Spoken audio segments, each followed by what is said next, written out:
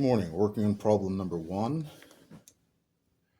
We have to find x. What we have to remember is that this is going to be compared to this, as this is going to be compared to this. So we need to find this first. 28 minus 18 makes this 10. This is now 10. Now we can compare 10 to 18, which is 10 to 18, and that is equal to x to 24. To isolate the x, you get rid of division by multiplying.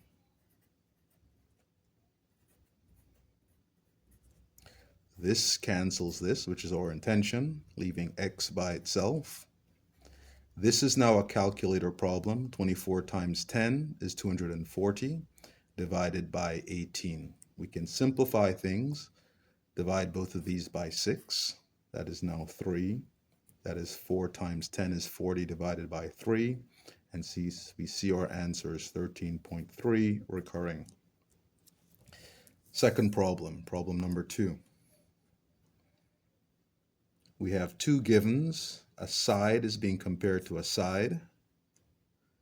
So that's side, side. And then we have an angle compared to an angle. So it's side, angle, side. That's the logic of it.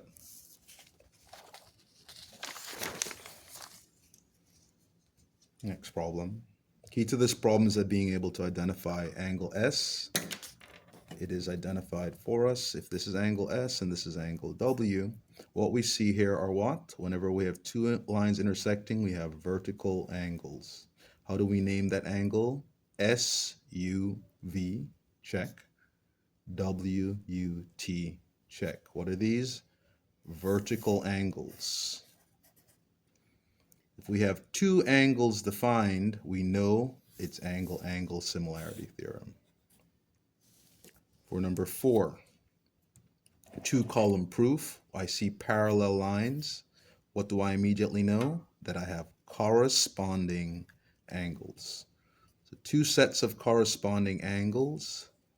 One angle that's shared between two triangles, which is the reflexive property. A mirror reflection is reflexive property.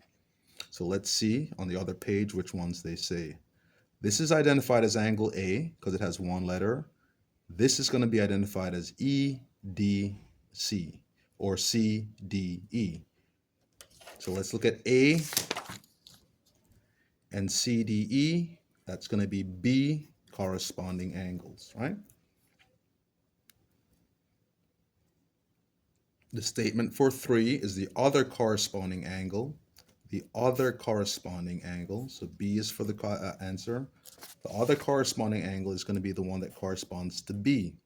B is going to correspond to ECD or DCE. Let's see what it's named. DCE. The important thing is that C is at the center, right? C is at the center. C is at the center. That is the important thing. Okay, last one, number 5. Let's look at our answers.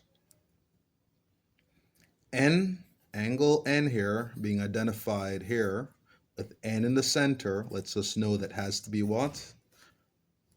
Vertical angles. Without even looking at the choices, it has to be vertical angles. Let's look at the next one. OMN. QMN. QMN is identifying this angle. That's angle QMN. P is this angle. What do we remember from these? Different sides of the transversal. These are parallel lines. Different sides of the transversal. Alternate interior angles. That's today's work, guys. Thank you.